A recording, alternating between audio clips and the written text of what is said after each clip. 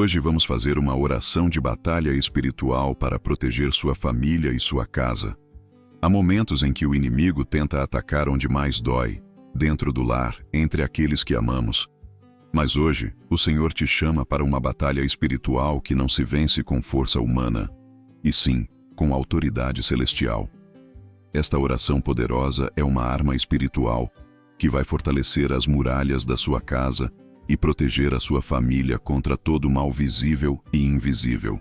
Efésios 6, versículo 12 nos lembra: porque a nossa luta não é contra carne e sangue, mas contra principados e potestades, contra os dominadores deste mundo tenebroso, contra as forças espirituais do mal nas regiões celestiais.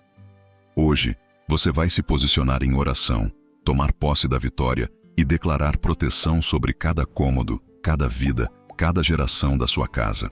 Durante esta oração, levante sua fé e declare com convicção as promessas da palavra. 1000 cairão ao teu lado e 10.000 à tua direita, mas tu não serás atingido. Salmo 91, versículo 7. O Senhor lutará por vós, e vós vos calareis. Êxodo 14, versículo 14. E agora, quero te convidar a fazer um ato de fé. Escreva nos comentários uma pequena declaração espiritual. Diga: minha casa é protegida pelo sangue de Jesus Cristo. O inimigo não tem poder sobre a minha família. Compartilhe esta oração com alguém que precisa ser fortalecido na fé. Juntos, formamos uma corrente espiritual que rompe cadeias, silencia o mal e estabelece a paz de Deus dentro dos lares. E o Deus da paz esmagará Satanás debaixo dos vossos pés.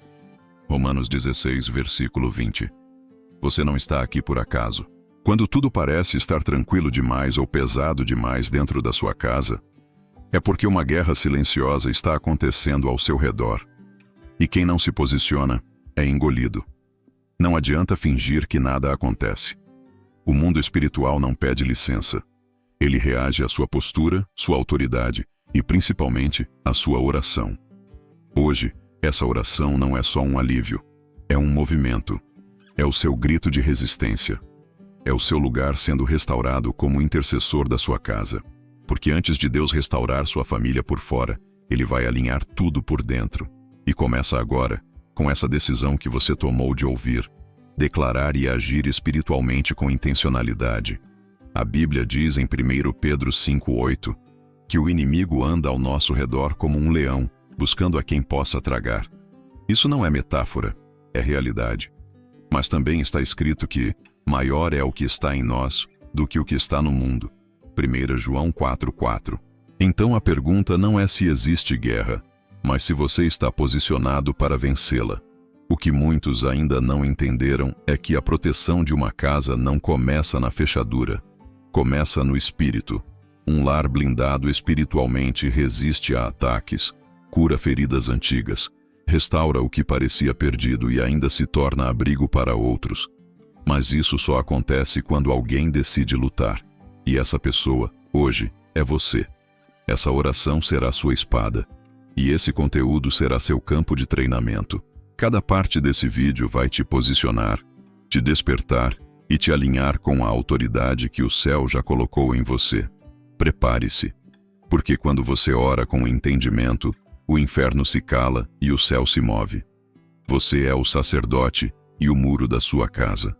Toda casa precisa de um muro espiritual, e esse muro não é feito de tijolos, cercas ou câmeras de segurança. Ele é construído pela autoridade de quem ora, vigia e intercede. Deus procura por alguém que se coloque na brecha, que levante a mão quando todos desistem, que permaneça de pé mesmo quando a estrutura emocional da família já está abalada. Essa pessoa pode ser você. Ezequiel 22:30. É claro, Deus procurou entre o povo alguém que se colocasse na brecha, alguém que se colocasse diante dele pela terra, para que ele não a destruísse, mas não encontrou ninguém. Isso revela que nem sempre a solução está em muitos, mas em um. Um que ora, um que se posiciona, um que decide dizer: na minha casa, o inimigo não vai reinar. Ser o sacerdote do lar não é apenas função do homem da casa, é função de quem entende que tem uma aliança com Deus. Mulheres, jovens, mães solteiras, avós, filhos, Todos podem ser a voz espiritual que cobre a casa com oração, clama com autoridade e intercede até que algo mude. Enquanto muitos fogem da responsabilidade, você está sendo chamado para ser aquele que se levanta, não como quem faz isso por obrigação, mas como quem compreende o poder e o privilégio de lutar espiritualmente por quem ama. A maior arma que você pode entregar à sua família não é controle, nem cobrança, é intercessão. Quem intercede protege, atrai o favor de Deus, abre caminhos e fecha brechas. E quem assume esse papel diante do céu será honrado, porque quando ninguém vê, Deus vê. Quando ninguém agradece, Deus recompensa. Quando todos desistem, Deus se aproxima daquele que permanece. Hoje, Deus te chama para isso, para deixar de ser refém das circunstâncias da casa e passar a ser a coluna espiritual dela, para deixar de apenas suportar os conflitos e passar a neutralizá-los no espírito. A pergunta é: você aceita ser o muro invisível que sustenta tudo quando o visível desaba? Oração não é último recurso, é arma de ataque. Muitos só oram quando tudo desmorona, como quem aciona o socorro após o impacto. Mas a oração nunca foi um extintor de incêndio. Ela é lança, espada, escudo. É movimento ofensivo no mundo invisível.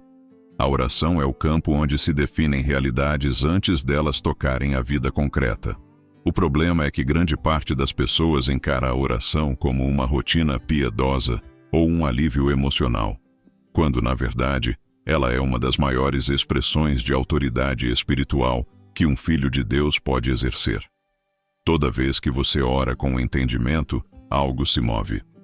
Algo é travado. Algo é liberado. Algo é anulado. 2 Coríntios 10:4 afirma que as armas da nossa milícia não são carnais, mas poderosas em Deus para destruir fortalezas. Essas fortalezas muitas vezes não estão apenas lá fora. Estão dentro da casa, entre paredes, nos relacionamentos, nos padrões que se repetem, nas atmosferas carregadas de discórdia ou silêncio espiritual. A oração é o que vai à frente. Ela toca onde você não pode tocar. Entra onde você não é ouvido. Corrige o que você não pode controlar. E mais do que isso, ela trava batalhas que você nem imagina que estão acontecendo. Enquanto você ora, o céu libera decretos. Enquanto você ora, anjos são enviados. Enquanto você ora, o Espírito Santo transforma ambientes sem que você precise levantar a voz dentro de casa. O que você precisa entender é que orar com autoridade não é arrogância, é maturidade espiritual. Quem só ora no desespero vive debaixo de reações. Quem ora como prática de guerra vive na frente da batalha. Hoje, sua oração é mais que súplica. Ela é estratégia, é posicionamento, é resistência. E o inferno respeita quem ora com discernimento. Casas são portas de acesso espiritual. O que está atraindo o céu ou o inferno? Toda casa tem portas físicas que controlam quem entra e quem sai. Mas existe um tipo de porta mais sutil, invisível aos olhos naturais, mas completamente ativa no mundo espiritual. Essas são as portas de acesso espiritual, abertas por hábitos, palavras, conteúdos e posturas. E o que você permite entrar define quem habita sua casa, o céu ou o inferno. O lar é um território consagrado ou contaminado pelas decisões de quem vive nele. Cada escolha cotidiana, cada conversa solta, cada música que ecoa, cada programa de TV, cada atmosfera criada ou negligenciada está dando permissão para algo entrar. O que parece apenas distração pode ser legalidade aberta ao inimigo. Provérbios 15:6 revela que, na casa do justo, há grande tesouro, mas nos rendimentos do perverso há perturbação. Isso mostra que não é apenas o valor material que determina a presença de Deus, mas a justiça que governa aquele espaço. Onde há honra, Deus entra. Onde há desordem espiritual, o caos toma forma. Essa análise precisa ser feita com coragem. O que tem sido normalizado na sua casa que pode estar atraindo trevas? Há gritos constantes, discussões que alimentam o rancor, entretenimento que zomba da fé, portas abertas através da omissão espiritual. A boa notícia é que tudo pode ser consagrado novamente. Tudo que foi acessado pode ser fechado. Toda legalidade concedida ao inimigo pode ser quebrada quando você ora com entendimento e reposiciona sua casa como território santo. Deus não habita em ambientes perfeitos. Ele habita em lugares disponíveis. Disponíveis para serem limpos, honrados, restaurados. E essa limpeza começa com discernimento, com a coragem de dizer: isso não entra mais na minha casa. E com a convicção de que sua casa será conhecida como um lugar onde o Espírito Santo tem liberdade para entrar, permanecer e agir. A presença de Deus é o escudo do lar. Não existe blindagem espiritual mais eficaz do que a presença de Deus habitando dentro da casa. Não como visita eventual, mas como morador fixo. Onde o Espírito Santo habita com liberdade, o mal não permanece. Onde há adoração verdadeira, o peso da opressão se desfaz. A presença não é um conceito, é uma realidade ativa que transforma o ambiente. Salmo 127:1 diz que, se o Senhor não edificar a casa, em vão trabalham os que a edificam. Muitos constroem com esforço humano, reformam fisicamente, organizam visualmente, mas ignoram a fundação espiritual. Uma casa sem Deus pode ser bonita, mas será frágil. Pode ser funcional, mas será vazia. A presença de Deus não entra por acaso. Ela é atraída por rendição, reverência e verdade. É quando alguém dentro da casa decide abrir espaço diariamente, através de oração, louvor, leitura da palavra, perdão e comunhão, que o ambiente se torna acolhedor ao espírito. Existem casas que acumulam beleza, mas não carregam paz. E existem casas simples, mas cheias de luz espiritual. A diferença está naquilo que se cultiva dentro. Se a sua casa não tem sentido espiritual, ela vira apenas um lugar de passagem, onde cada um se isola no próprio quarto e a unidade desaparece. Mas quando a presença de Deus é constante, até o silêncio se torna sagrado. A sua casa pode se tornar um território de repouso para o Espírito de Deus. E onde ele repousa, ele protege. Onde ele habita, ele cura. Onde ele é honrado, ele age. O escudo espiritual não vem da sua força, mas da presença que você cultiva. E essa presença não se limita a um momento de culto. Ela precisa ser sua prioridade diária. Ciclos repetitivos e heranças espirituais devem ser quebrados em oração. Muitos lares enfrentam os mesmos tipos de conflitos geração após geração. Divórcios que se repetem, vícios que se transmitem, pobreza que não cessa, doenças que percorrem a linhagem, padrões emocionais negativos que se replicam entre pais e filhos. Isso não é apenas genética ou influência ambiental. Em muitos casos, são heranças espirituais não tratadas, legalidades não quebradas, vínculos invisíveis não confrontados. Êxodo 25:6 mostra uma verdade espiritual poderosa. Deus visita a iniquidade dos pais nos filhos até a 3ª e 4ª geração daqueles que o desprezam, mas usa de misericórdia até 1000 gerações dos que o amam. Isso nos revela que padrões espirituais se perpetuam se não forem interrompidos por oração consciente e posicionamento firme. Você não é responsável pelos erros de quem veio antes, mas pode ser o ponto final de tudo que tentou seguir adiante na sua linhagem. A oração de hoje não cobre apenas o presente. Ela alcança o passado, quebra ciclos e resgata futuros que ainda nem nasceram. Quando você ora com entendimento, você se torna a resposta para orações que seus antepassados nem sabiam fazer. Existem batalhas que você está enfrentando que nem são suas. São heranças espirituais abertas que você está sendo chamado para encerrar. Mas só se encerra aquilo que se confronta. Só se quebra aquilo que se nomeia e entrega ao altar. E só se transforma o ciclo quando alguém decide sair dele espiritualmente. A autoridade que Deus te deu é suficiente para romper qualquer padrão maligno. Mas você precisa se levantar com convicção, reconhecer o que precisa ser cortado, renunciar em oração, declarar a libertação da sua casa e selar sua linhagem com o sangue de Cristo. Você pode ser o primeiro a ver a diferença, mas seus filhos e netos verão o impacto total dessa decisão. Palavras são espadas ou portas. O que você tem declarado sobre sua família?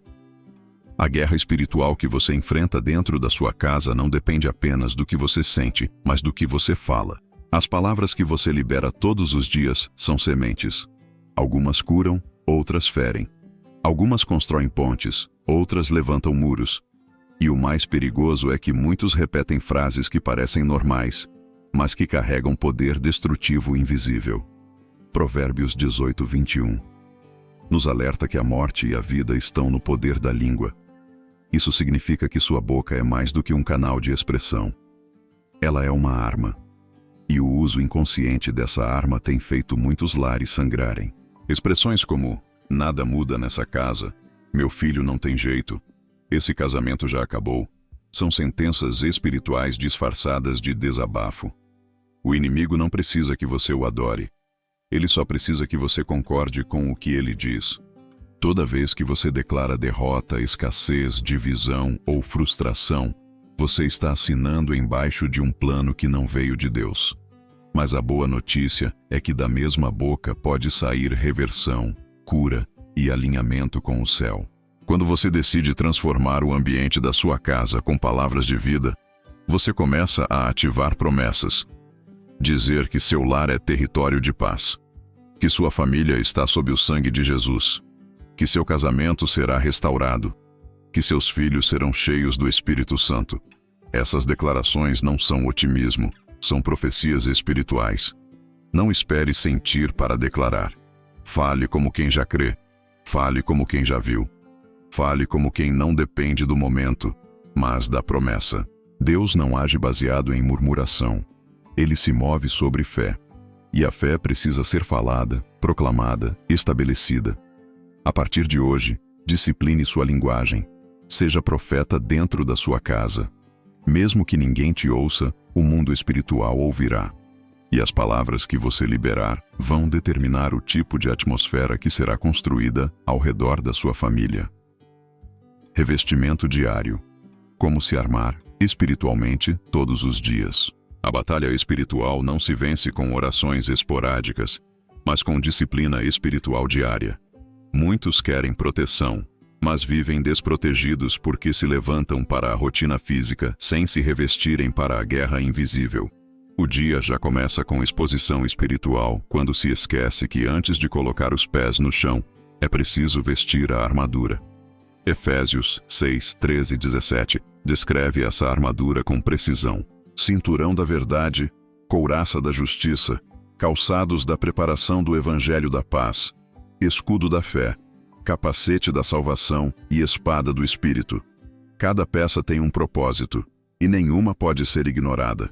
Não se trata de um ritual simbólico, mas de uma consciência que ativa o preparo espiritual necessário para enfrentar ambientes, palavras, situações e ataques. O problema é que muitos só lembram da armadura depois que são feridos. Mas quem ora antes da crise, permanece de pé quando ela chega. E quem se reveste todos os dias, torna-se resistente às pressões invisíveis que derrubam os despreparados. O revestimento espiritual precisa ser prioridade, não quando sobra tempo, mas como o primeiro ato do dia. Esse revestimento começa com a verdade. Verdade sobre Deus, sobre você, sobre sua casa. Depois vem a justiça, não a sua, mas a que Cristo te deu. A paz nos pés, porque onde você pisa, você leva a atmosfera. A fé como escudo, para apagar os dardos inflamados da dúvida, da acusação e do medo. O capacete para proteger sua mente das narrativas mentirosas. E a espada, que é a palavra, viva, eficaz e pronta para cortar o que não vem de Deus. Você não precisa sair de casa desarmado. O céu já te deu as ferramentas, mas cabe a você usá-las. Todo dia, antes de enfrentar o mundo lá fora, enfrente o mundo espiritual dentro de você. Revestido, posicionado e alinhado, sua vida se torna uma extensão do reino de Deus na terra. E sua casa, um território onde a guerra não é ignorada, é vencida. A guerra não termina com a oração, começa com ela. A maioria das pessoas pensa que a oração encerra o conflito, que ao dizer amém, Tudo já está resolvido. Mas no mundo espiritual, a oração não é o fim.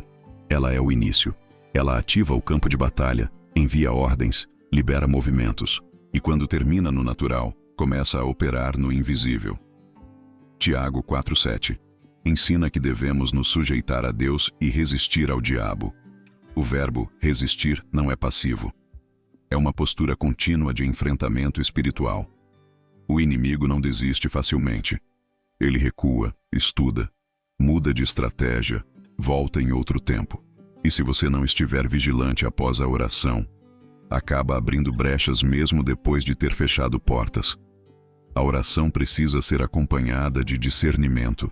O que você ora hoje precisa moldar suas atitudes amanhã. Não adianta clamar por paz e continuar alimentando discussões.